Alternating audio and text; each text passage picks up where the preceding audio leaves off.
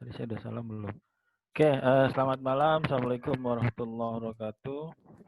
Waalaikumsalam warahmatullahi wabarakatuh. Ya, kita masuk di minggu ke berapa 3 sekarang ya. Minggu ketiga. Ya, kadang-kadang saya rencanain 1 minggu, ternyata materinya belum beres ya. Yang pertama juga seperti itu. Ya, jadi untuk materi kuliah ini, seperti saya sampaikan sebelumnya, akan ada teori ya, seperti di awal. Kemudian kita juga akan ada prakteknya gitu ya. Mungkin 2 mingguan lagi lah ya. Jaringan saraf tiruan ya. Minggu ketiga sekarang ya. Minggu ketiga. Tahun berapa sekarang? 2, 10. Kemudian itu sebut saya Mawar pasti si ini siapa namanya si Yafet ya. Mas Yafet ya. Nanti 10 menit terakhir kita ada kuis ya. 10 menit terakhir kita ada kuis. Saya pengen tahu yang hadir siapa aja. Jangan kasih tahu yang lain ya. Soalnya ada 5 lah gampang. Ya, jadi minggu kemarin kita sudah nonton videonya. Oke, ya ada konsep-konsep yang ingin saya sampaikan ya. Nanti setelah teori dari ANN-nya atau JST-nya selesai, maka kita akan ada prakteknya. Kita akan ada prakteknya. Prakteknya juga saya pakai code yang ada di buku ini, yang buku saya gunakan. Jadi siap-siap aja Anda untuk install Python ya. Install Python. Kemudian ada IDE-nya. Sebenarnya sih nggak ini juga ya, nggak harus. Anda bisa gunakan package namanya Anaconda ya. Ini paket namanya Anaconda. Kemudian saya ada kelas data mining lanjutan ya. Anda bisa cari di YouTube saya. Di data mining lanjutan itu di minggu kedua itu saya bahas bagaimana install Python sama Anaconda-nya. Nah, nanti di Anaconda ini ada Jupyter Notebook ya, Jupyter Notebook. Atau juga bisa menggunakan Jupyter Lab. Ya, mungkin nanti 2 atau 3 minggu lagi kita akan gunakan ini. Ya, saya pengen kasih teorinya dulu, kemudian teorinya sudah saya rasa cukup, kita masuk ke prakteknya. Alternatifnya ada 2, selain ini kita juga bisa menggunakan library-nya Google ya, library-nya Google. Google bikin yang namanya TensorFlow, atau bisa juga gunakan dari Scikit-learn-nya. Ada Scikit-learn yang nanti kita menggunakan library yang ada di sini ya. Salah satunya ya multi-layer perceptron itu. Ya, jadi siap-siapin aja. Jadi kalau mau lihat how to install-nya, lihat di sini di YouTube saya. Atau Anda bisa lihat di tempat lain juga banyak lah ya. Nggak jadi masalah itu install. Jadi nanti misalnya bermasalah di sini pun ya library yang akan kita gunakan aja modulnya seperti NumPy, kemudian Pandas, kemudian Matplotlib buat visualnya, kemudian apalagi Scikit-learn ya. Scikit-learn ini adalah ini IDE-nya aja, jadi ngodingnya nanti di browser gitu ya. Tapi yang pentingnya ini sama yang di sini ya. Jadi untuk angkatan ini saya arahkan Anda nanti ngodingnya bisa dari ibaratnya dari nol lah. Oke. Ya, jadi 2 minggu ini mudah-mudahan 2 minggu selesai. 2 minggu selesai teorinya. Maka nanti kita bisa mulai masuk ke praktiknya. Ya, oke. Saya ngikutin dari bukunya aja ya. Saya ngikutin dari bukunya aja biar strukturnya saya ngikutin dari sana. Kita mulai aja. Ya, kalau di kelas sebelumnya itu diceritakan sejarah tentang ANN ya, di tahun berapa tadi 50-an. Orang punya ide tentang artificial neural network, kemudian tahun 60-an ide itu dipatahkan gitu ya. Karena ada kekurangan dari perseptronnya, dia tidak bisa memecahkan masalah yang non-linear ya. Kemudian berkembang lagi tahun 80 orang menemukan siapa namanya saya lupa, Jerry siapa gitu. Backpropagation gitu ya. Kemudian sampai pada perkembangan terakhir adalah di deep learning-nya. Nah, saya mau liatin secara apa namanya flash-nya aja. Nanti kita akan bahas struktur dari perseptron. Kita akan bahas ya ternyata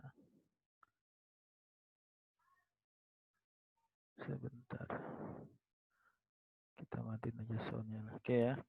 Oke, kemudian kita akan bahas detailnya, input, kemudian kita bahas weight, kita bahas hidden node, outputnya, kemudian ada contoh ya, di sini ada satu contoh sederhana,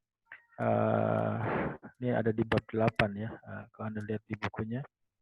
Kemudian ada contoh lagi di sini, ada satu contoh penggunaan perseptron ya. Ada datanya. Nanti di sini Anda bisa melihat bagaimana satu data ini, satu raw data ini masuk ke perseptron sampai pada hasil outputnya. Akan kita bahas. Kemudian kita akan bicara tentang mana lagi? Masih bicara tentang weight ya. Kemudian di situ nanti bicara tentang summation activation function. Tapi di sini masih satu layer masih. Nah, ini nanti kita bicara tentang linear sama non linear ya. Ini masih linear. Kemudian ada sigmoid function. Aktivasi function digunakan. Ini cuma flash saja. Kemudian nanti perbandingannya di sini dia tempatnya di mana. Terus kita sampai satu kasus ya, di sini ada kasus belum ya. Oh, ini ada satu. Mana dia yang kasusnya? Ada sih. Ya, ini dia kasusnya ya. Ini ada 1, 2, 3, 4, 5 inputan. Nah, ini ada data nanti ya. Kita ketemu data. Ya, kemudian dari data ini kita masukin ke ini adalah 1, 2, 3, 4 ya. 4 inputan. Kemudian kita punya 1, 2, 3, 4, 5 hidden nodes ya. Di sini ada 5 neuron. Walaupun ini masih single layer, namanya single layer perceptron. Ya, kemudian dari situ kita bicara tentang intuisinya lah di sini. Bicara scaling ya, scaling. Ya, mudah-mudahan jam 21.50 bisa selesai. Kalau enggak kita lanjut minggu depan. Ya, oke. Ini buku ini bahasnya cuma satu chapter doang ya di ebook yang di sini. Nah, di sini bicara tentang scaling. Bicara tentang scaling. Ayo dong, jangan usah coret-coret lah. Kemudian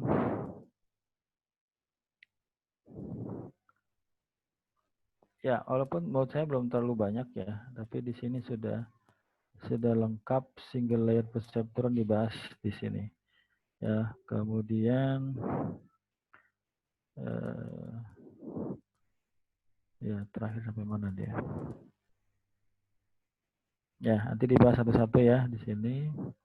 Mungkin saya agak cepat aja, tapi nanti kalau kecepatan boleh kasih tahu. Nanti materi minggu depan kita bahas tentang forward propagation gitu ya. Ya, oke, kita mulai aja. Di sini dibahasnya secara detail ya, dibahas detail. Jadi nanti kalau saran saya Anda sambil nyatet lah, Anda sambil nyatet karena ini saya bahasnya dari awal banget. Oke, ya, siap ya. Jadi saran saya sambil nulis ya, sambil nulis supaya lebih paham ya. Karena di sini saya ngikutin struktur dari buku ini aja. Dia ibaratnya ngejelasinnya detail lah ya. Oke, kita bahas. Jadi materi malam ini banyak ya. Kalau misalnya nggak selesai ya masih ada separohnya lagi ini yang belum saya masukin di sini. Ya kalau nggak selesai 2 minggu kita bikin 3 minggu. 3 minggu selesai kita masuk ke codingannya gitu ya. Oke. Dan pun teori yang disampaikan di sini nggak semuanya dibahas ya. Masih ada yang optimasi yang aduh kenapa sih harus begitu. Oke, kita lanjut ya. Oke, kita lanjut. Sekarang kalau kemarin kita ada nonton videonya artificial dari neural network gitu ya. Di sini neural itu katakanlah neuro ya. Kemudian network ini adalah ya jaringan gitu ya. Jaringan, kemudian artificial ini adalah tiruan ya atau buatan gitu ya. Jadi kalau Anda lihat di sini ini adalah satu representasi dari satu neuro. Kalau kita gabungkan dengan neuro-neuro yang lain maka itu akan menjadi neural network ya, menjadi neural network. Ya, tapi kita akan mencoba menirunya ya. Kita akan mencoba meniru neuron-neuron yang ada di kepala kita. Nah, kita mulai dari sistem yang sangat-sangat sederhana yang namanya adalah perceptron ya. Neuron is the fundamental concept that makes up the brain and nerve system. Oke, saya nggak artiin aja. As mentioned earlier, it accept many input. Ya, dia akan menerima banyak input from other neuron. Process those input and transfer the result to other connected neuron. Itu yang akan kita bahas malam ini. Walaupun mungkin nggak terlalu kompleks ya. Nanti secara lanjutan saya akan bahas yang lebih kompleks lagi. Di sini dikatakan sebuah neuron akan menerima input ya. Dia akan menerima input dari neuron yang lain misalnya seperti ini ya.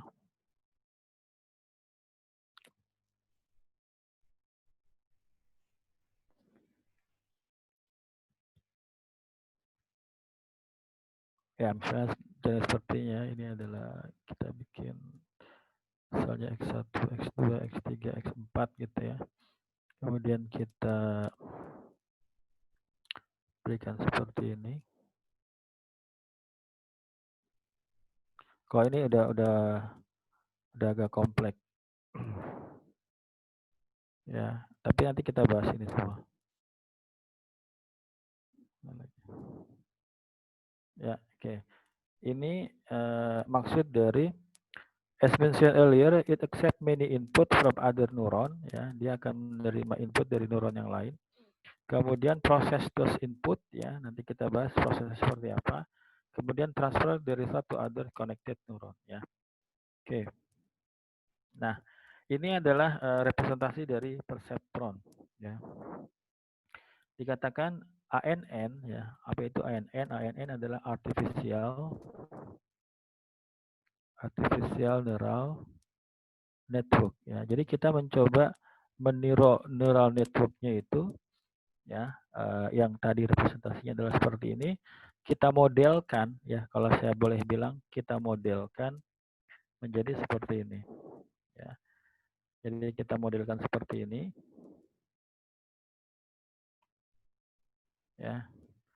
ANN are based on the fundamental concept of perceptron, a logical representation of single biological neuron. Jadi representasi dari satu neuron ini itu modelnya kita namakan sebagai perseptron.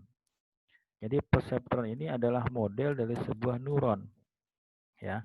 Maka nanti mungkin sudah saya sampaikan minggu kemarin, kalau di neural network namanya adalah dendrite, ya. Maka kalau di perseptron namanya adalah input, ya. Jadi dendrite itu akan menjadi input. Kemudian sinapsisnya itu adalah weight. Kemudian nanti hidden node itu ada dua. Cell body sama nucleus itu adalah sum function sama activation function sama nanti actionnya itu akan menjadi output. Ya, jadi peer to peer-nya seperti itu.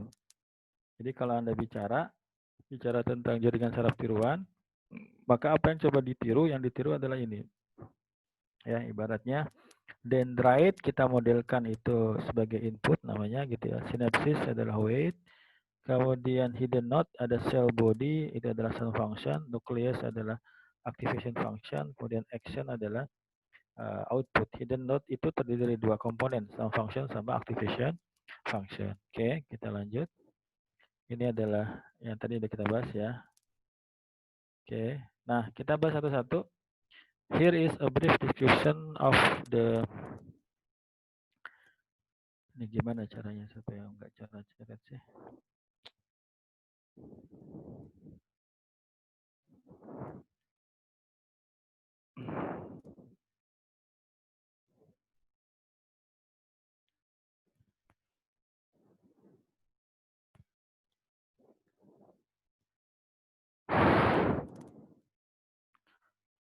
Iya, gimana caranya ya?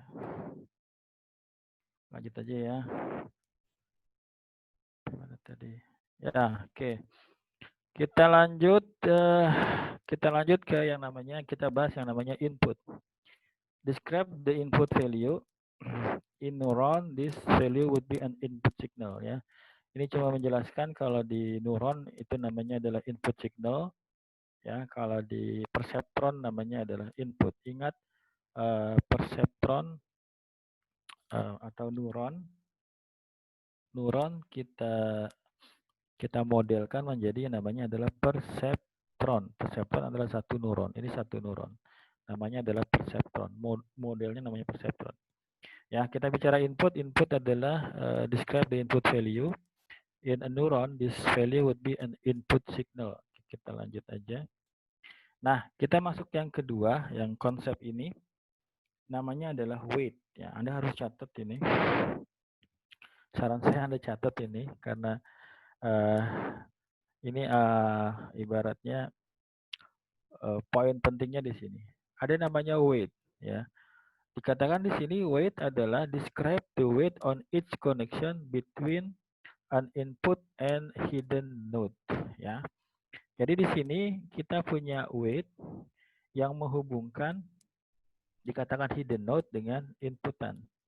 Ya, jadi nanti kalau dalam bahasa matematikanya itu dikatakan sebagai koefisien variabel gitu ya. Kalau misalnya kita punya 2x1 ditambah dengan 4x2, misalnya ditambah dengan 3x3 gitu ya, tambah 5x4, katakanlah sama dengan 100 ya. Ini adalah input pertama, misalnya input kedua, input ketiga, input keempat.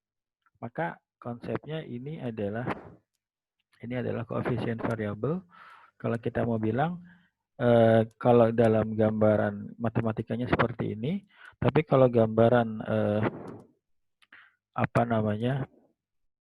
perseptronnya, dia adalah penghubung antara, jadi kalau saya gambarkan ya,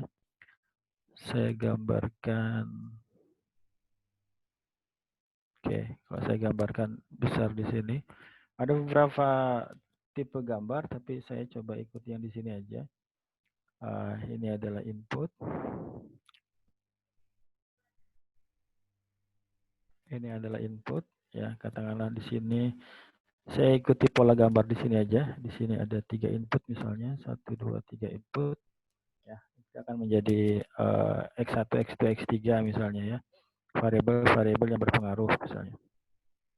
Nah, kemudian di sini ada yang namanya, kalau di sini istilahnya adalah hidden node ya, hidden node. hidden node gitu ya. Nah, kemudian nanti di sini ada dua fungsi dia. Pertama adalah summation, kemudian ini adalah activation function. Nah, antara input dengan hidden node di sini ada penjelasannya. Wait, describe the weight on each connection between input and the hidden node. Ya, jadi ketika kita ada nilai input, ibaratnya seperti ini, maka dia akan memiliki weight. Ya, maka kalau kita punya di sini, dia akan memiliki weight, dia akan punya nilai seperti itu. Ya, dia akan punya nilai. Misalnya nilainya masing-masing koneksi ini, koneksi antar input sama hidden node, dia akan punya weight. Nah, weight itu nanti bisa menunjukkan tingkat hubungan antara X1 dengan hidden node-nya. Nanti ada contoh di bawahnya ya. Oke, misalnya saya gambarkan seperti ini. Misalnya ini adalah weight. Katakanlah ini adalah 80 misalnya ya. Ini adalah 75, ini adalah 40. Nilai X1-nya, nilai di sini. Kemudian saya berikan weight di sini katakanlah 0,5. Di sini adalah 1, di sini katakanlah minus 0,25. Maka nanti hidden node ini akan memiliki dua fungsi. Kita bicara yang di sini, ini namanya adalah apa namanya sum function lah, kita bilang sum function. Nah, fungsinya adalah di sini kita punya input pertama, kita punya input kedua, kita punya input ketiga. Kemudian kita punya weight ya, ini katakanlah W1. Ini adalah W2, ini adalah W3. Maka si activation function ini itu berfungsi sebagai X1 dikalikan dengan W1 ditambah dengan X2 dikali dengan W2 ditambah dengan X3 dikalikan dengan W3. Kayak gitu. Itu namanya sum function. Jadi kita menjumlahkan nilai perkalian antara X1 dengan weight. Gitu ya. Nanti di bawah akan dibahas lebih lanjut lagi. Ya. Weight influence the intensity of input and result in a weight input. In neuron, this connection would be synapses gitu ya. Weight influence the intensity of input. Dia akan memperlihatkan pengaruh dari inputnya ya. Pengaruh dari inputnya. Jadi kalau misalnya kita punya weight-nya di sini 0 ya, maka X1 ini tidak ada pengaruh. Kalau kita punya X1 nilainya lebih besar, maka nilai X2 ini berpengaruh lebih besar. Itu ya intensitinya, punya pengaruhnya.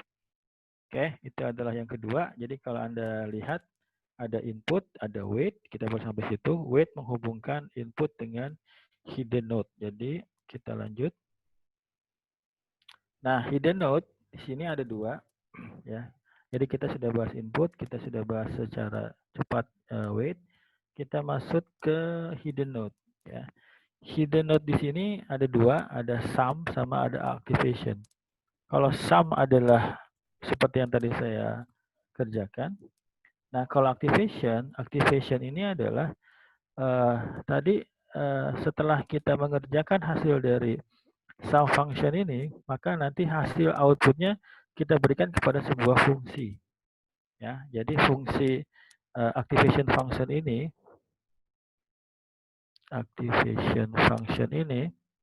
dia akan menerima inputan dari hasil sum function. Ya, misalnya kalau ini memiliki sebuah nilai gitu ya, katakanlah seperti ini simbolnya, maka nanti kita punya sebuah fungsi yang inputnya adalah hasil penjumlahan yang di atas ini. Ya, bagaimana fungsinya nanti kita bahas. Ya, jadi output dari hidden node ini adalah nilai output dari fungsi yang kita berikan hasil dari sum function. Oke ya, oke. Saya pengen Anda melihat gambarannya. Ya, jadi misalkan tadi ya, gimana kalau kita bikin baru lagi? Ya, misalkan kita punya X1, kita punya X2, kita punya X3. Kemudian kita punya 1 di sini. Saya coba gambar ulang aja. Kemudian kita punya W1 di sini, kita punya W2 di sini, kita punya W3 di sini. Nah, kalau ini adalah sum function-nya, ini adalah fungsi aktivasinya, maka yang di sini prosesnya adalah pengalikan X1 dikalikan dengan W1 dikali ya. Kemudian ditambah dengan X2 dikali dengan W2 ditambah dengan X3 ditambah dengan dikali dengan W3 gitu ya. Nah, katakanlah hasilnya adalah nilai C gitu ya. Katakanlah nilai C. Nah, nilai C ini akan kita masukkan ke fungsi ini. Fungsinya nanti ada rumusnya sendiri. Maka nanti si fungsi ini akan menerima inputan dari hasil sum function. Dia akan dikerjakan nilai fungsinya. Maka nanti outputnya di sini adalah hasil dari fungsi ini. Katakanlah nilainya adalah D gitu ya. Maka ini adalah D kayak gitu. Jadi ini adalah representasi dari perseptron. Perseptron punya X1, ini X-nya juga bisa banyak ya. Ini contohnya cuma ada 3. Ada X1, X2, ada X3, ada W1, ada W2, ada W3. Langkah berikutnya dia masuk kepada sum function, kita jumlahkan. Hasil output dari sum function, katakanlah C, kita berikan ke sebuah fungsi. Fungsi itu apa? Fungsi itu gambarannya adalah ya. Jadi kalau Anda fungsi kayak gimana sih, Pak? Jadi kalau fungsi katakanlah di sini ada sebuah black box gitu ya. Kemudian dia ada inputan di sini. Kemudian di sini ada sebuah proses. Ya, kayak Anda ngoding lah sama aja fungsi gitu ya. Kemudian di sini ada output gitu ya. Jadi nanti si input ini kita masukkan kepada proses, nanti dihitung prosesnya maka itu akan menjadi output ya. Jadi gampang gitu. Ya, jadi fungsinya apa Pak? Activation function, sigmoid atau yang lainnya ya. Jadi gambarnya seperti itu. X1 ini adalah data fix ya, data fix yang bisa dirubah-rubah. Kemudian di sini kita baru bicara D ya, kayak gitu. Kita belum bicara real value. Katakan seperti ini, ya. Ada yang mau bertanya? Oke, lanjut ya. Oke, seperti itu. Kita lanjut aja. Ya, itu adalah weight. Itu adalah hidden node ya. Hidden node ada 2. Apa aja tadi? Sum function sama activation function. Sum function tadi udah saya jelaskan. Kalau activation function masih awal lah. Sum the weight input value and then apply the activation function to sum result. Ini seperti yang saya jelaskan tadi. Activation function determine the activation output of the hidden node. Ya, ini udah saya jelaskan juga. Kemudian kita bahas output. Describe the final output of the perceptron. Ya, output ini adalah prediksi yang akan kita lakukan ya, prediksi. Ya, jadi kita punya model. Maka model ini akan kita jadikan prediksi ya. Jadi hasil dari output ini adalah prediksi ya. Nanti kita bahas lagi. Itu adalah output. Kita lanjut. To understand the working of the perceptron, we will examine the use of the apartment hunting example from chapter 8. Suppose that we are a real estate agent trying to determine whether a specific apartment will be rent within a month. Oke, ini adalah contoh kasus di mana ada prediksi ya, akan memprediksi di real estate agency trying to determine whether apakah apartemen tertentu akan di-rent, akan disewa dalam bulan-bulan mendatang based on the size of the apartment and the price of the apartment. Jadi di sini kita punya X1, kita punya X2. X1-nya adalah size of apartment. Apa size apartemen, ukuran dari apartemennya. Kemudian X2-nya adalah price of the apartemen, harga dari apartemennya. Kayak gitu ya, ada X1, ada X2. Kemudian prediksinya apakah dia akan disewa dalam bulan-bulan mendatang gitu ya. Oke. Di sini hanya bicara X1 dan X2. X1-nya adalah ukuran dari apartemen, kemudian X2-nya adalah price of harga dari apartemennya. Nah, ini ada konsep penting yang Anda harus pahami. Assume, apa itu assume? Anggap. Di sini kita diminta untuk menganggap that perceptron has already been trained. Jadi dikatakan dia sudah dilatih, ya, sudah dilatih. Meaning that the weight of the perceptron has already been adjusted. Apa artinya ini? Artinya adalah di sini kita punya X1, di sini kita punya X2, kemudian di sini kita punya hidden node, di sini kita punya output, kemudian weight-nya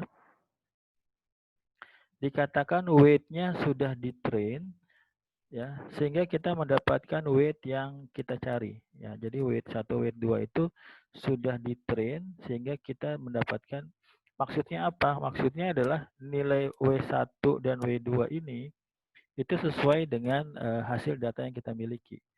Ya, kalau Anda belum paham keseluruhannya memang agak sulit ini diterimanya, ya.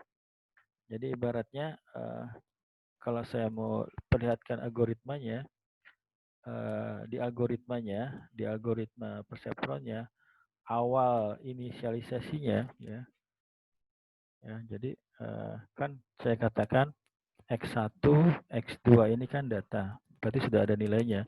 Tapi nilai W1 dan nilai W2 ini ada inisialisasi awalnya, inisialisasi awal, ya. Biasanya bisa random, bisa juga misalnya awalnya W1 adalah 0, misalnya W2 adalah 0. Ini kayak semester kemarin, ya.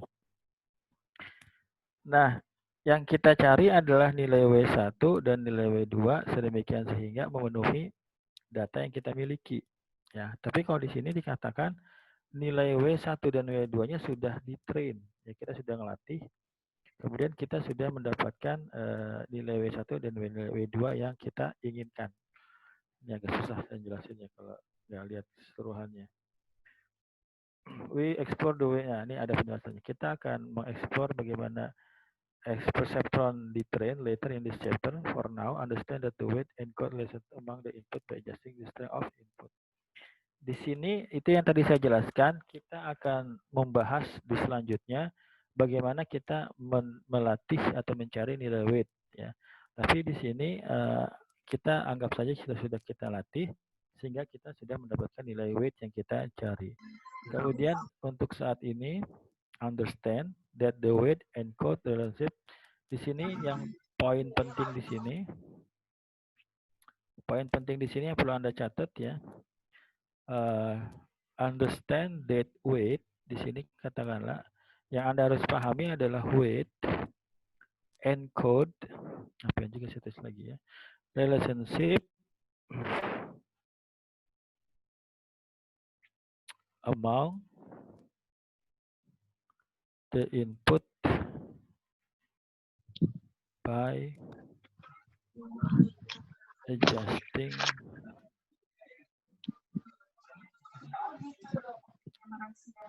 the strength of inputs, ya. Saya sarankan ini dicatat, ya, kemudian kita coba pahami bareng-bareng. Silakan dicatat dulu.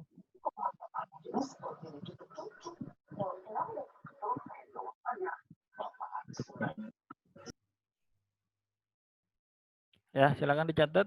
Apa yang dicatat? Yang dicatat adalah di sini dikatakan kita akan belajar bagaimana melatih CST, ya, nanti later. Tapi yang perlu dipahami sekarang adalah weight, ya. Aduh. Ayo dong, Mas. Kenapa sih?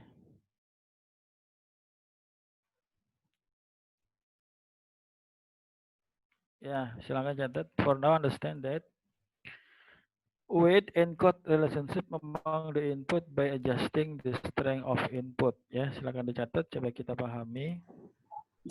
Pak. Izin nanya, Pak. Ya, apa? Pak, nanti ini rekamannya di upload di YouTube kan, Pak, ya? Ya.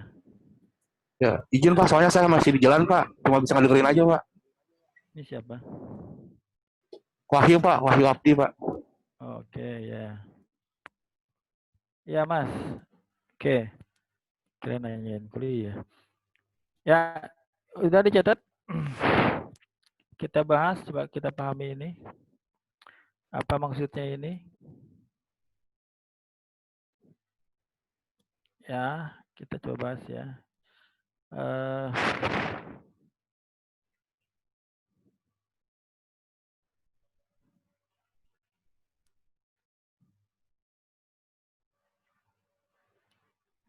oh, dari saya. Ya, coba kita bahas. Ya, di sini nanti ada contoh ya. Di sini kita cuma diminta untuk memahami bahwa weight-nya sudah didapatkan. Bagaimana cara mendapatkannya nanti kita bahas ya. Itu satu. Yang kedua ya silakan dicatat. Apa artinya encode?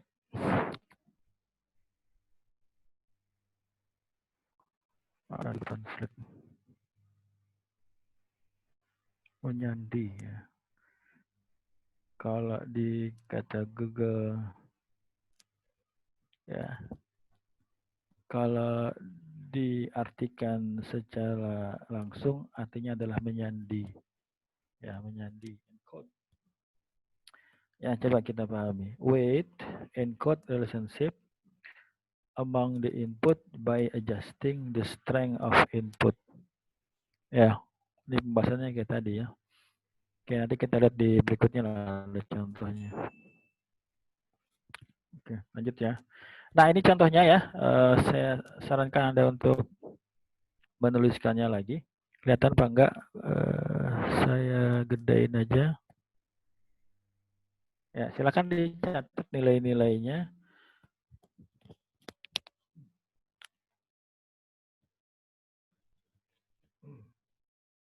Ya, oke.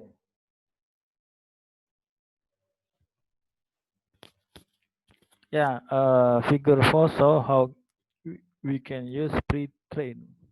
Apa artinya pre-train? Sudah dilatih ya.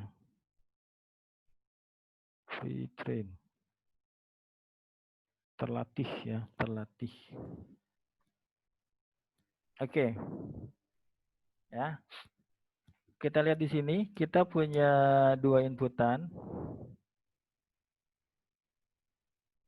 Ya, yang perlu dilihat di sini ada price ya, ada price. Price-nya itu adalah 6.500. Kemudian kita punya size ya. Size-nya itu adalah ini sama dengan ya. Ini sama dengan ya. Ini adalah 25 ya. Jadi kita punya data. Data pertama X1-nya adalah price. Kemudian kita punya data X2-nya adalah size. Ya, kemudian price-nya adalah $6.500 katakanlah. Kemudian size-nya adalah 25 meter kuadrat gitu ya. Nah, kemudian di sini ada scaling-nya sebenarnya ada scaling-nya. Ada scaling-nya. Ini adalah nilai terbesar ya. Jadi 6.500 dibagi 8.000. Kemudian 25 dibagi 80 nilai. Ini ada kan max price sama max size. Nah, sehingga nanti ini tujuannya supaya datanya ini kayak SPK lah, normalisasi gitu ya. Sehingga datanya memiliki range data yang sama. Nah, maka nilai ini adalah nilai X1, maka ini adalah nilai X2. Nah, kemudian kalau Anda lihat di sini ada nilai sebelumnya di sini. Oh, enggak ada. Ya, kalau Anda lihat di sini weight-nya adalah -3, kemudian di sini weight-nya adalah 5. Ya, maka X1 kita kalikan dengan weight, oh ini ya, -3, ini adalah 5. Kita kalikan, maka ini nilainya, maka ini adalah sum weight inputnya, di sini Anda lihat ya. Jadi nilai yang ini kita tambahkan dengan nilai yang di sini. Kemudian kita berikan kepada nilai sigmoidnya, ini adalah inputannya nih, nilainya. Maka ini adalah outputnya, 0,293. Ya, maka dikatakan 29,3% being rented ya. Jadi kemungkinannya probabilitasnya kecil. Nah, di sini kalau Anda bisa memahami sistem perseptron ini, jadi di perseptron ini adalah kalau saya bilang ada inputnya, kemudian di sini ada weight-nya, kemudian di sini ada weight some weight input, kemudian di sini ada apply function ya. Nah, outputnya kan sebenarnya hasil akhir dari sini ya.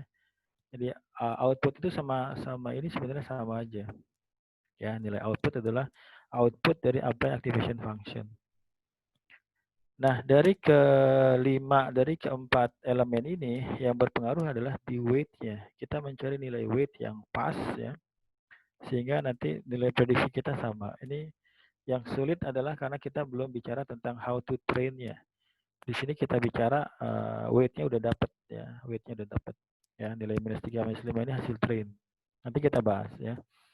Nah, jadi ini adalah proses satu neuron, satu perseptron itu bekerja ya, satu neuron itu satu bekerja. Yang pertama seperti yang saya sampaikan tadi, kita punya data di sini. Nanti juga ada contoh yang lebih kompleks lagi. Kalau di sini cuma satu neuron aja.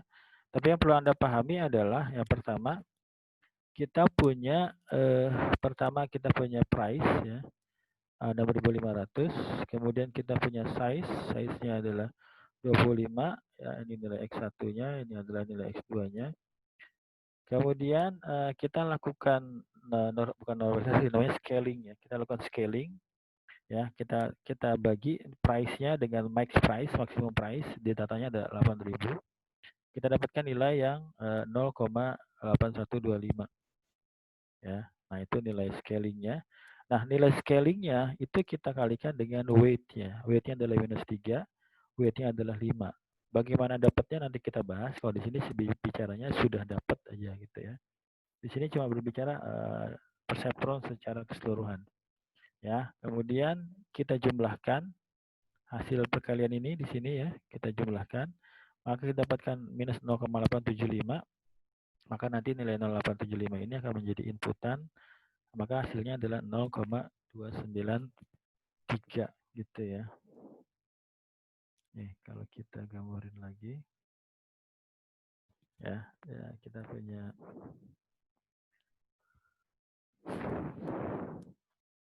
atau sudah cukup. Ini sudah cukup apa belum? Kita punya price 6.500, kita punya size berapa tadi? 25 ya.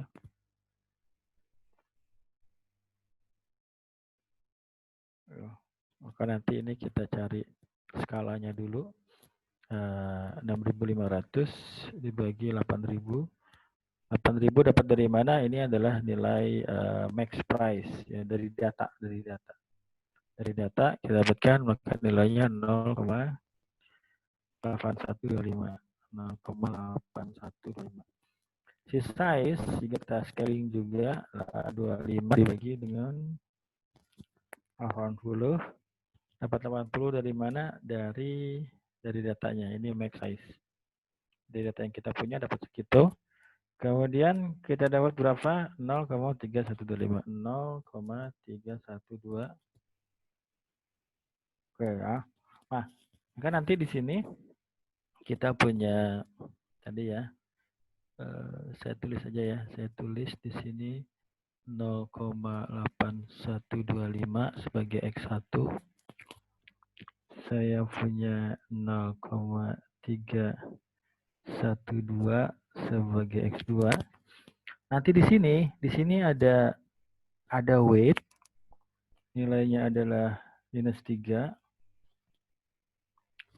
Di sini ada weight juga, nilainya adalah 5. Dari mana dapatnya? Belum kita bahas. Pokoknya kita ada dapat saja. Kita ada dapat aja. Nah, kemudian nilai ini kita kalikan. Nilai ini kita kalikan. Saya pengen lihatin supaya Anda bisa paham dapatnya dari mana ya. Jadi si nilai ini nanti masuk ke hidden node. Tapi sebelum masuk ke hidden node kita kalikan. Berarti 0,8125 kita kali minus 3 gitu ya. Hasilnya adalah minus 2,439 gitu ya. Jadi dikalikan. Kemudian ini juga sama 0,312 dikalikan dengan 5. Hasilnya adalah 156 ya, 1,56. Maka nanti di sini tinggal kita jumlahkan aja. Apa yang kita jumlahkan? Min 2,43 ya, 439 ditambah dengan 1,56. Nah, nilai ini hasilnya adalah sebuah nilai minus 0,875. Minus 0,879. Nah, nilai ini kita akan berikan ke fungsi di sini. Ya. Fungsi ini sebagai inputan. Jadi ini ada fungsi, inputnya adalah minus sigmoid function ya. Maka nanti setelah dihitung nilainya adalah 0,293 ya. Maka nanti di sini 29,3% orang itu akan mensewa apartemennya kayak gitu. Jadi pertama di sini ada input, yang kedua ada weight, yang ketiga kita kalikan, yang keempat kita jumlahkan, yang kelima kita berikan activation function, maka nanti outputnya adalah prediksi kita. Itu adalah gambaran keseluruhan dari satu perseptron. Jadi kalau ditanya satu perseptron seperti apa, itu gambarannya. Input kali weight dijumlahkan, hasilnya diberikan kepada sigmoid. Input ini, maka ini outputnya. Output ini adalah prediksi kita, gitu ya. Ini adalah satu perseptron. Data-data kali weight dijumlah, dimasukin ke fungsi, outputnya seperti itu. Nah, harusnya ada latihan kayaknya nih ya. Yang ke depan lah kita latihan. Dah, lanjut. Ya, coba kita lanjut. Panjang ya. Maaf Pak, mau tahu bentar Pak.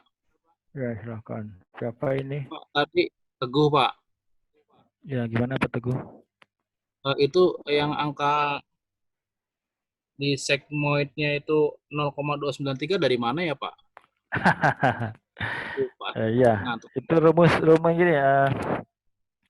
Rumus dari fungsi sigmoid, ya, itu udah bahas minggu semester kemarin ya. Apa rumusnya? FE itu sama dengan 1/1 ditambah dengan jangan ya di sini, jangan ya. Misalnya di sini adalah D gitu ya. Atau A lah, di sini adalah A, maka 1 dibagi dengan 1 ditambah pangkat minus A. Ini rumusnya, Mas. Ini rumus dari sigmoid function. Jadi ada rumusnya. Jadi nanti 1 dibagi dengan 1 ditambah dengan itu 2,7 berapa gitu ya. Pangkat dengan minus dari minus 0,879 Mas. Kayak gitu. Ini kalau dicari nilainya maka hasilnya adalah 0,293. Ada rumus dari sigmoidnya kayak gitu. Ya, oke ya. Bisa menjawab?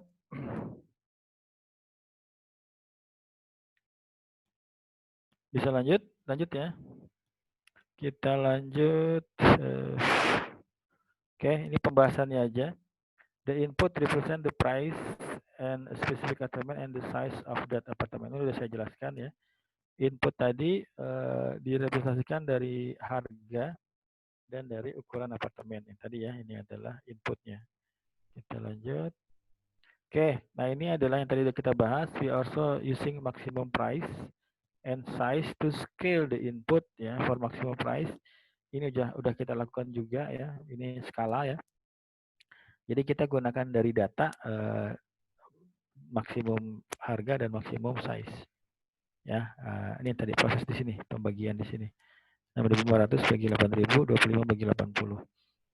Oke, kemudian more about scaling data, see the next section ya. Nanti kita bicara scaling bagaimana caranya. Oke. Data is that the price and size are the input and that the predicted change of the document being ran is the output. Jadi dikatakan di sini, perhatikan harga dan size adalah input, gitu ya. And the predicted change of the document being ran is output, ya.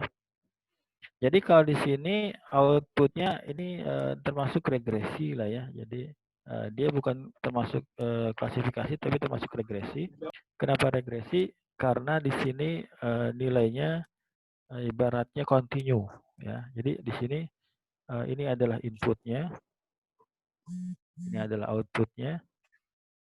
Outputnya ini adalah prediksi change kemungkinan apartemen itu disewa gitu ya. Itu adalah outputnya. Kemungkinannya berapa? 29,3%. Jadi kalau kita bicara di level yang lebih tingginya, ya, jadi di level yang lebih tingginya kita punya sistem di mana kita punya inputan apakah X1, apakah X2, apakah X3. Kemudian di sini adalah ini adalah input, ini adalah output. Ini kita katakan hidden layer. Ya, hidden layer ini kita pokoknya nggak mau ngerti gimana itu ada weight-nya, ada berapa arsitekturnya. Yang kita lihat cuma di sini aja. Yang kita lihat cuma di sini aja. Di sini ada input, di sini ada output. Nah, hidden layer-nya itu kita nggak, anggap aja kita nggak lihat. Nah, nanti output ini adalah nanti prediksinya. Prediksi. Jadi kita punya sistem yang bisa memprediksi. Nah, kalau di sini nanti X1-nya bisa ada 10 nggak Pak? Bisa 13 nggak Pak? Bisa aja ya. Ada contoh yang dia 13 data ya untuk memprediksi seperti ini. Nah, tapi di sini prediksinya apa? Kita memprediksi kalau harganya adalah 6.500, ukurannya ada 25, maka kemungkinan disewanya adalah hanya 29,3%. Dapatnya dari mana nanti kita bahas, itu proses trainingnya. Ya, tapi yang di sini titik poinnya adalah proses dari bagaimana mendapatkan output dari perseptronnya. Ya. Di sini juga kita dapat W-nya dari mana? Anggapannya udah dapat aja, udah dapat aja gitu ya. Bagaimana cara dapatnya nanti kita bahas di kuliah-kuliah berikutnya, gitu ya. Jadi kalau kita mau ulang, pertama adalah input, kedua adalah weight, ketiga adalah sum, keempat adalah function. Nah, hasil dari function ini adalah output ya. Jadi sebenarnya output ini adalah output dari functionnya. Ya, jadi arsitekturnya seperti itu. X1, X2, X3, X4 gitu ya. Kemudian di sini seperti ini adalah sum-nya, ini adalah function-nya. Kemudian di sini ada weight-nya, di sini ada weight-nya, di sini ada weight-nya, di sini ada weight-nya. X1, W1, W2, W3, W4. Yang ini gimana? Yang ini adalah X1 tambah W1 tambah, kali ya. Kecepatan. X1 kali W1 tambah X2 kali W2 tambah X3 kali W3 tambah X4 kali XW4. Nah, hasilnya itu adalah misalnya C, maka C ini akan kita berikan kepada fungsi ini, sigmoid function lah. Saya kasih nama sigmoid, bukan emang salah satunya namanya sigmoid function. Nah, sigmoid function ini akan memberikan output dengan fungsinya adalah FC itu sama dengan 1/1 ditambah E pangkat nilai natural ya, C gitu. Nanti hasilnya, nanti kalau dibahas gimana nilainya, panjang lagi ceritanya. Nanti sebenarnya ada di bawah. Tapi di sini poinnya adalah ada input, ada weight, ada sum, ada function, activation function, kemudian ada outputnya. Gitu ya. Saya anggap selesai. Kemudian, nah di sini ada poin penting dikatakan ya, weight are key to achieving the prediction. Jadi kunci dari prediction adalah mendapatkan nilai weight. Nah, yang kita lakukan adalah mencari nilai weight. Istilahnya adalah adjusting weight gitu ya. Maka nanti nilai awalnya, inisialisasi awalnya kita random dulu atau kita kasih nilai tertentu. Ya, nanti kita cari nilai weight-nya. Oke, itu sudah. Kemudian dikatakan di sini, weight are the variable in the network that learn the relationship among input. Di sini dikatakan weight adalah nih udah kita bahas tadi ya, variabel yang mempelajari, nanti keluar di kuis kayaknya ini ya, mempelajari relasi antara input. Nanti kita lihat contoh berikutnya ada kebagian. Oke, kemudian the summation and activation function I use to process the input multiplied by the weight to make prediction. Sudah saya bahas juga. Notice we are using activation function called, ini pembahasannya. Perhatikan kita menggunakan fungsi aktivasi yang bernama sigmoid function. Ya, jadi nanti kita pakai fungsinya namanya sigmoid function. Kemudian dikatakan activation function play a critical role in perceptron and ANN. Ya, jadi fungsi aktivasi juga berpengaruh penting. Nanti kita lihat contohnya. Okay, in this case, the activation function is helping us solve a linear problem. Dikatakan activation function membantu kita solve a linear problem. Nanti kita lihat contohnya. But when we look at ANN in the next section, we will see how activation function is useful for receiving input to solve a non-linear problem. Ya, kalau di sini kita bicara linear, yang berikutnya non-linear. Nanti kita lihat. Nah, ini dia contohnya. Ini yang dimaksud dengan linear problem.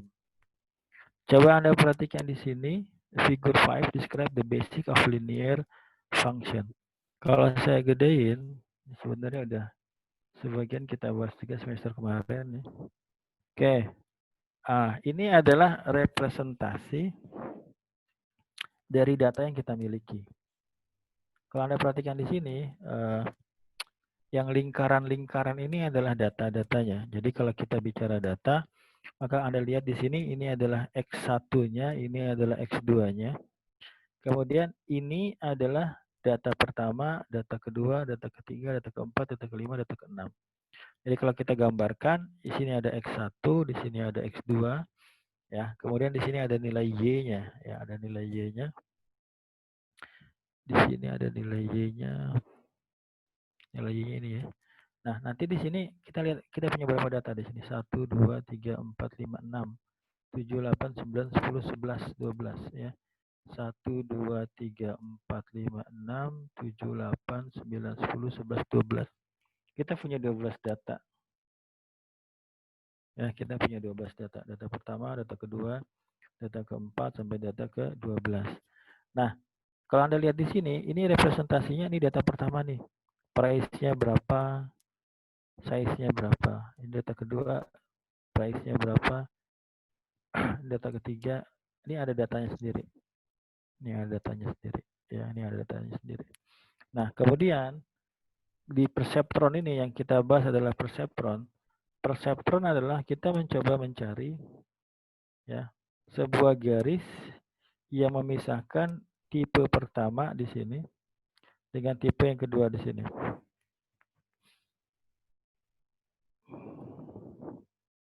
Ya, dikatakan linear problem classified by a straight line ya, dikatakan dengan garis ini maka kita bisa membedakan. Kalau Anda lihat di sini yang bulat adalah rent, yang X2 adalah not rent. Nah, ini adalah disewa, ini adalah tidak disewa, seperti itu.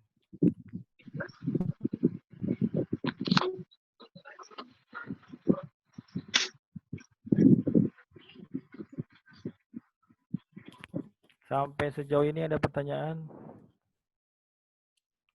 Kalau di sini mah nggak ada weight-nya ya Pak ya? Nggak pakai weight itu tadi, kayak tadi awal kan ada input, weight, in and out. Ada Mas. Weight-nya di sini Mas. Nih, weight-nya di sini, disimpannya di sini. Ya. Jadi nilai weight itu yang menentukan garisnya. Jadi oke, ada pertanyaan seperti itu bisa kita bahas. Ya, jadi kalau kita bikin garis seperti ini. Ini adalah X1, di sini adalah X2. Kemudian ini adalah data-datanya. Katakanlah ini data-datanya ya. Ini adalah tadi RAN ya. Ini adalah data-data yang RAN. Ini ada data-data yang not RAN. Maka pertanyaannya bagus tadi. Kemana Pak weight-nya gitu ya.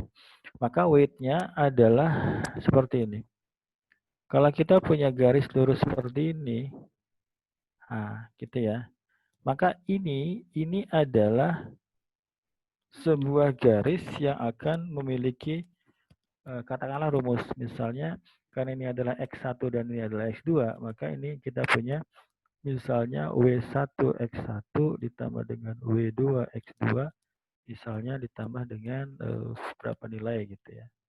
Nah, itu Mas. Jadi si weight ini adalah koefisien dari variabel inputnya. Kayak gitu. Nah, nilai W1 dan nilai W2 itu yang menentukan bagaimana garisnya. Kalau kita punya nilai W1, W2 yang berbeda, maka nanti garisnya juga berbeda. Ya, bisa aja garisnya nanti seperti ini. Yang lain misalnya datanya lurus seperti ini. Nah, jadi si weight yang tadi ya, si weight yang tadi itu adalah karakteristik dari sebuah garis lurus. Kalau kita masih bicara perseptron ya. Jadi di sini kita masih bicara perseptron. Jadi di perseptron ini kita akan memodelkan dalam bentuk modelnya adalah dalam bentuk garis lurus gitu ya. Nah, garis lurus ini akan punya rumus. Rumusnya misalnya kita punya X1, kita punya X2 gitu ya. Nah, nanti nilai X1, nilai X2 ini dia punya nilai misalnya 3 atau 4 gitu ya. Tambah sebenarnya kalau mau dibahas panjang lagi sama dengan 0. Tapi gampangnya adalah weight itu yang akan membuat garis lurus itu seperti apa. Dan tujuan kita mencari garis lurus adalah untuk memisahkan data tipe pertama dengan data tipe kedua. Nah, seperti itulah. Jadi weight-nya ada di sini. Weight-nya adalah di garis lurus ini. Jadi di garis lurus ini kita punya nilai W1, kita punya nilai W2. Maka gambarnya seperti ini. Bisa dipahami ya. Oke, kita lanjut. Nah, ini baru masuk ke udah mau habis aja ya waktunya ya. Kita masuk ke fungsi sigmoid, tapi ini saya skip aja dulu. Saya mau ke ya ini saya skip dulu.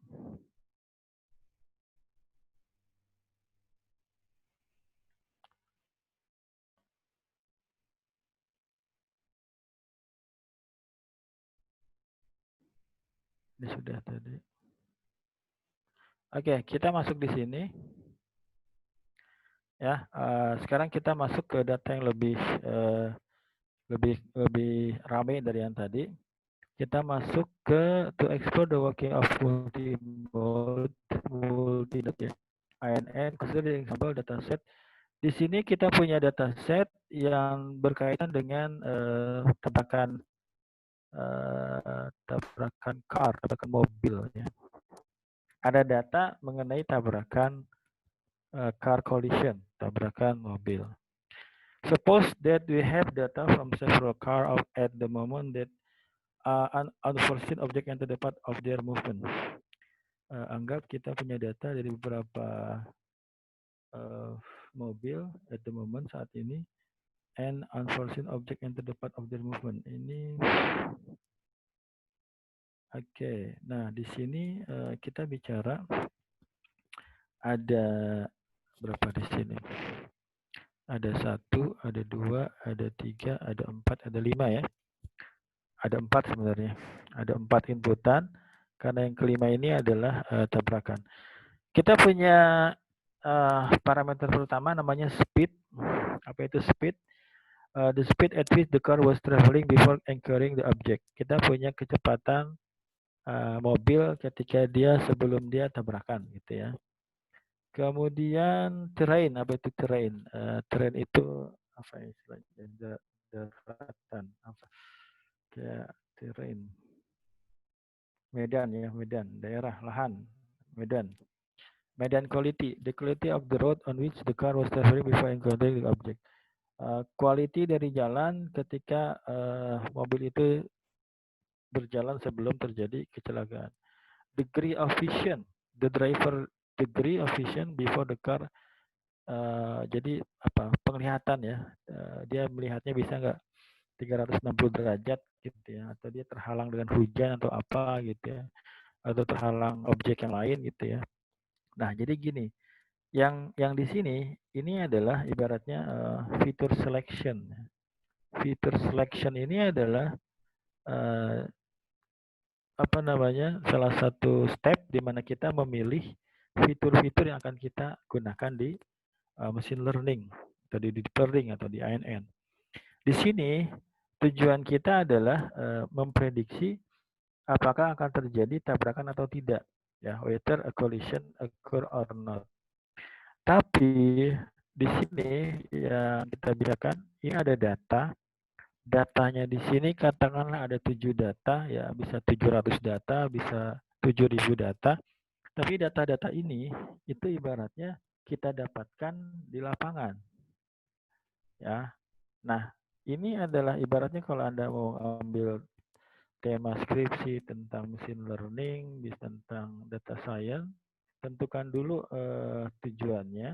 Nah, kalau di sini tujuannya apa? Di sini tujuannya adalah memprediksi apakah akan terjadi tabrakan atau tidak. Ya, di sini. Nah, di sini kita lihat di sini. Ini namanya car collision dataset ya. Di sini kita ambil 7 aja. Nah, tapi di sini kalau Anda lihat di sini, kita punya data pertama, data kedua, data ketiga, data keempat, data kelima.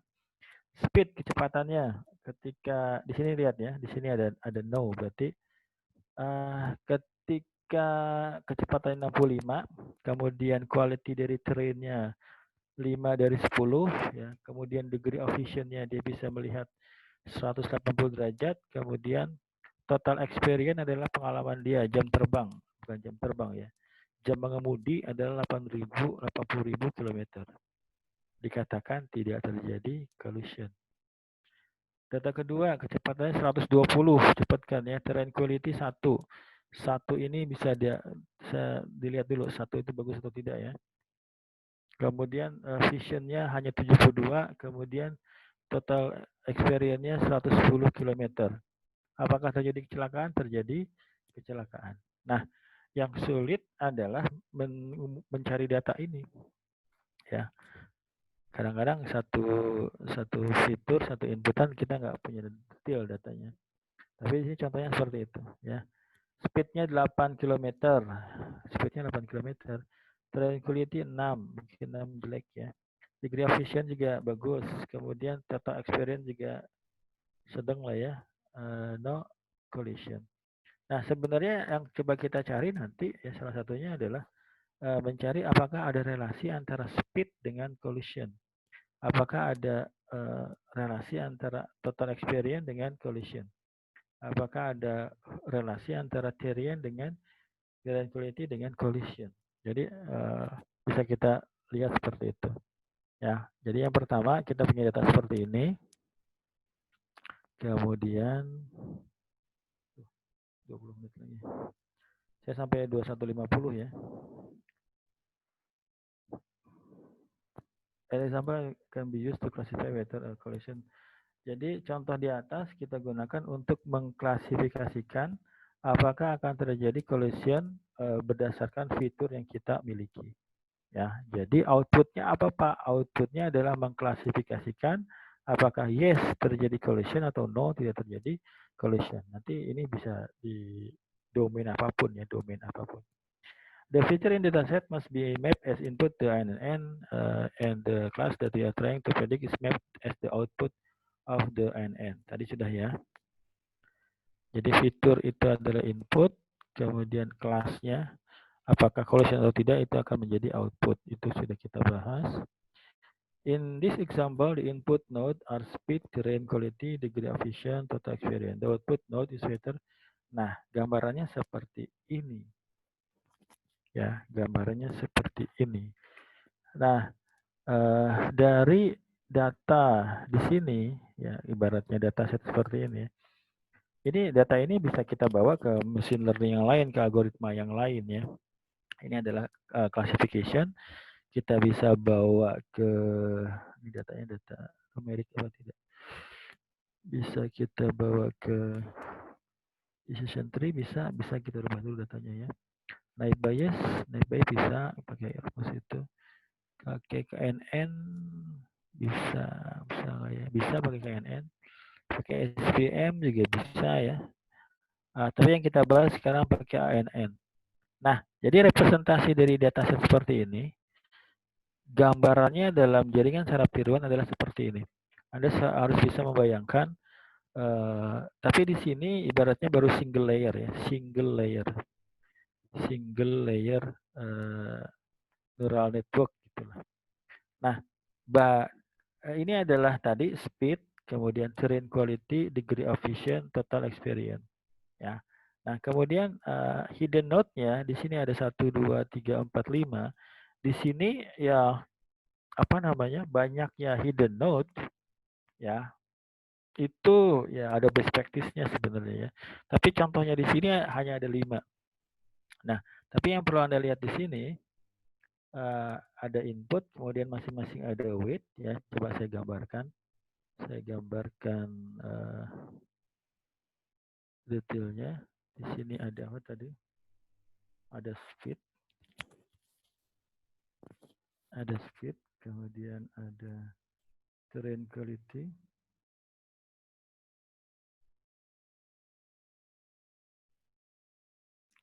ada degree of vision,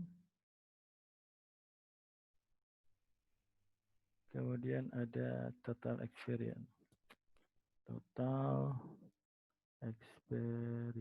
Gitu ya. Katakanlah ini adalah X1-nya, gambarannya gimana dia? Oke. Saya bikin seperti ini, 1, 2, 3, 4. Maka ini adalah input layer. Nah, kemudian di sini kita punya namanya hidden layer.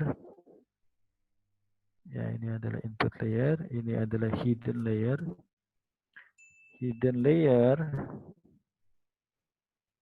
Ya, oke.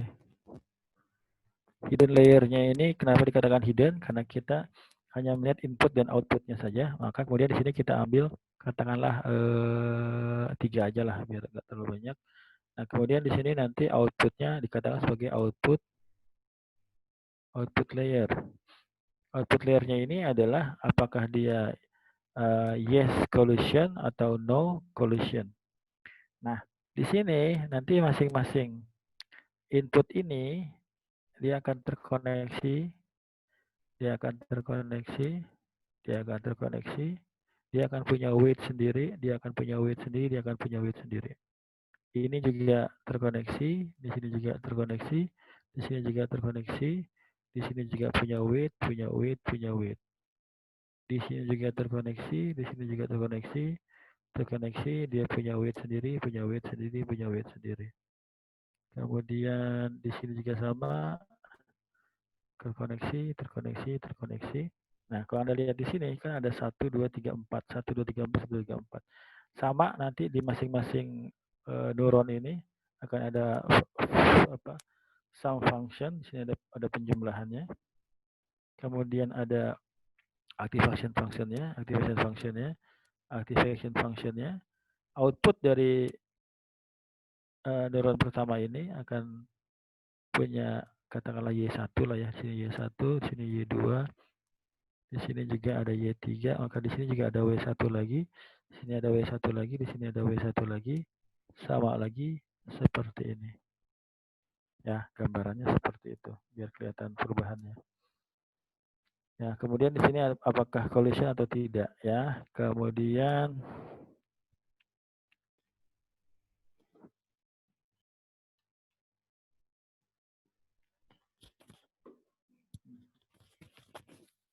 ini tadi sudah saya sampaikan as with the other machine learning algorithm that we have worked, preparing data is important for making an ANN classified data set. Jadi persiapan data ya. Jadi kalau Anda ingin ambil skripsi tentang data, yang pertama ya punya datanya. Salah satunya adalah feature selection. Kemudian apakah datanya kuantitatif, apakah datanya kualitatif, apakah datanya ordinal atau nominal, numerik, dan lain-lain.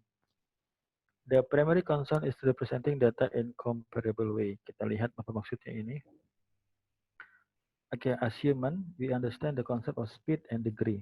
Oke, di sini dikatakan sebagai manusia kita memahami konsep dari speed and konsep dari vision. Ya, jadi seperti tadi contoh di map ya, kita melihat gambar di peta maka kita tahu kalau ada dua titik terkoneksi maka itu adalah ada pad di situ ya. Sebagai manusia kita memahami konsep dari speed ya, dan juga memahami konsep dari vision, penglihatan gitu ya. But the ANN does not have this context ya. Bagaimana caranya? Caranya adalah kalau di sini lagi bicara directly comparing. Di sini dikatakan membandingkan 65 km per jam dan 36 degree vision doesn't make sense for the ANN. But comparing the ratio of speed with the degree of vision is useful. Ini bicara tentang skala sebenarnya.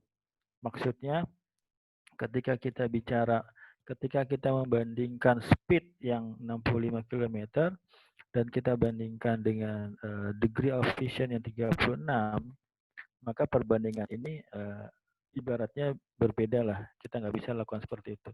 Maka yang kita lakukan adalah kita melakukan scale, kita melakukan skala.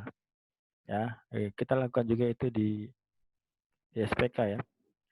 A common way to scale data so that it can be compared is to use the min-max scaling approach. Kita gunakan metode ini, min-max scaling approach, which aim to scale data to value between 0 dan 1. Maksudnya apa? Dari data-data yang kita miliki di sini, yang memiliki katakanlah range yang berbeda gitu ya.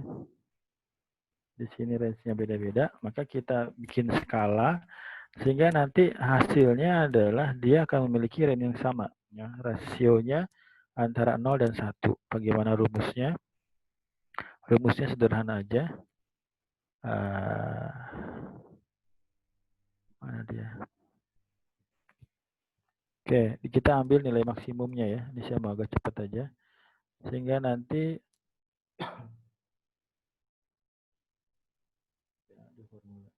ini rumusnya, kurangi dengan minimum from the value and divide the result by minimum, subtract from the maximum. Jadi data dikurangi data minimum dibagi dengan data max dikurang data minimum. Itu ini rumus rasionya ya. Kayak gitu aja. Kemudian sehingga nanti hasilnya seperti ini. Kita punya data 65, kita punya data 5/10 dan lain-lain. Maka kita cari max-nya dari masing-masing fitur, kita cari nilai max-nya. Maka kita masukin rumus yang tadi, data dikurangi minimum. Ini minimumnya ya, ini maksimumnya. Nah, kan ini skalanya. Nah, ini bisa Anda pelajari, nggak terlalu sulit. Maka nanti hasilnya kita miliki data seperti ini. Nah, ini dia. Ya, ini namanya data dengan range data yang sama semua. Ya, range-nya apa? Minimumnya 0, maksimumnya 1. Nah, kalau di sini ibaratnya kita melakukan scaling terhadap data. Udah seperti itu. Oke. Nah, saya pengen lanjut ke sini.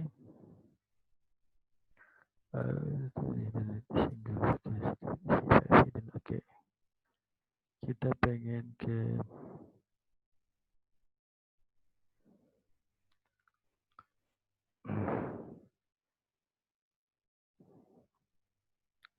ya. Ya, kita di sini juga sebenarnya saya harus bahas atasnya dulu ya.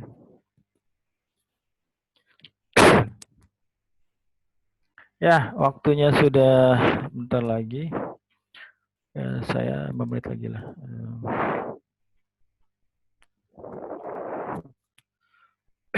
Oke, kita lanjut ya.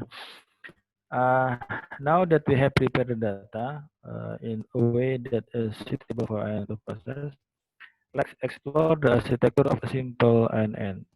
Setelah kita siapkan datanya, itu namanya pre-processing ya, pre-processing data ya. Jadi scaling ini Scaling bisa dikatakan salah satu contoh dari pre-processing data. Sebelum kita berikan ke algoritmanya, kita siapkan dulu, kita scaling dulu. Maka itu istilahnya namanya pre-processing data. Remember that the feature used to predict a class are the input node and the class that is being predicted is the output node. Oke, ini sudah. Kemudian figure 9, so gambar di bawah ini memperlihatkan di sini Anda harus pahami ada namanya one hidden layer. Ini one hidden layer, nih one hidden layer. Ini dia ngambilnya dari mana? Di sini ya. Which is single vertical layer in figure with 5 hidden node, Ini sebenarnya. Nah, kalau kita bicara hanya ada satu hidden layer, maka ini masih dikatakan sebagai multi ANN yang sederhana. Tapi kalau kita sudah memiliki arsitektur seperti ini, misalnya saya punya X1, saya punya X2, saya punya X3, saya punya X4, ini adalah input layer. Nah, kemudian di hidden layernya saya punya katakanlah dua layer, ya.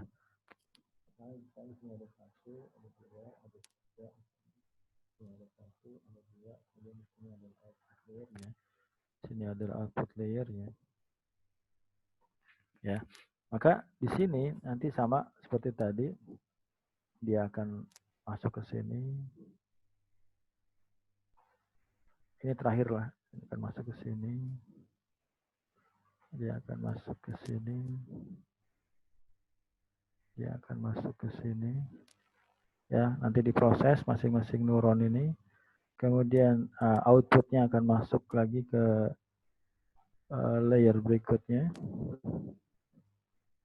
Ini juga sama. Oke ya, kemudian seperti ini. Nah, kalau kita memiliki ini hidden layernya. Ya, oke, thank you. Hidden layernya di sini ada 2 layer.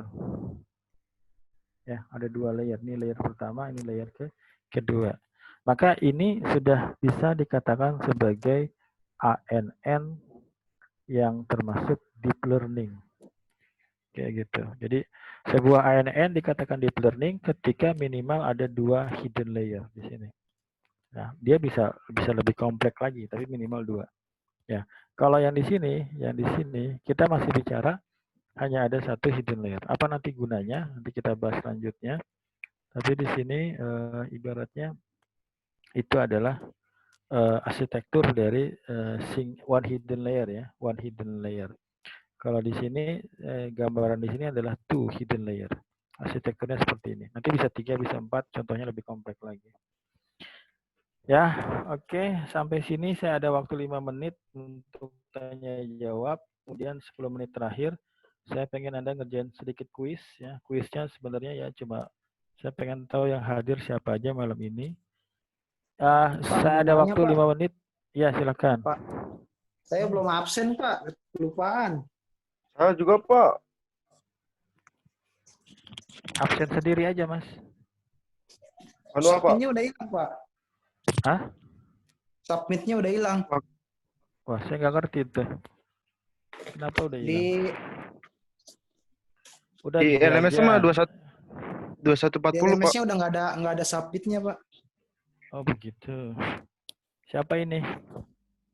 Andika Siapa Pratama, Yapet, Pak. Yapet, Andika Pratama. Andika Pratama. Kenapa baru masuk apa gimana? Udah dari tadi Enggak, sih, Pak. Lupa, Pak. Iya, lupa. Pak. Kasihkan, Pak. Ya sudah. Bisa dulu. Ya, ada lagi yang bertanya selain Afif. Ya, ini nanti Pak, saya izin bertanya, Pak. Ya, siapa namanya? Wahyu, Pak. Mau nanya, Pak. Ya, silakan Pak Wahyu. Pak, tadi kan bicara tentang output, Pak ya. Ya, outputnya itu bisa memprediksikan, Pak ya. Ya. Berarti dari inputan yang ada itu kan berarti datanya data pasti kan ya, Pak ya? Betul, data pasti, data lapangan. Nah, yang mau saya tanyakan, Pak, tadi pagi itu saya baca artikel tentang robot AI-nya Facebook itu dua-duanya dimatikan karena mereka ngelantur, Pak. Jadi mereka membuat bahasa mereka sendiri gitu, Pak. Nah, Itu nyambungnya adalah algoritmanya reinforcement kali, reinforcement learning. Apa pertanyaannya apa? pertanyaannya yaitu Pak, maksudnya apakah memang secanggih itu Pak, secanggih itu hitungan-hitungannya, masukan-masukannya, atau memang ada bug di sana yang dibikin sama si developernya gitu Enggak, Pak? kalau AI tidak bikin program. AI itu tidak bikin program. Kita ada algoritma tapi by data gitu. Jadi bisa aja dia membuat kecerdasan sendiri gitu maksudnya ya. Betul Pak, iya betul. Kok bisa, itu kan dia kan kecerdasan buatan, kok bisa juga bikin buatan sendiri gitu? Itu robot ya. Apakah secanggih itu gitu loh Pak? Bisa. Gimana contohnya? Gimana ya?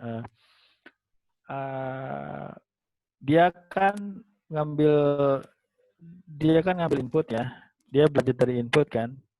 Belajar dari input, kemudian dia akan punya katakanlah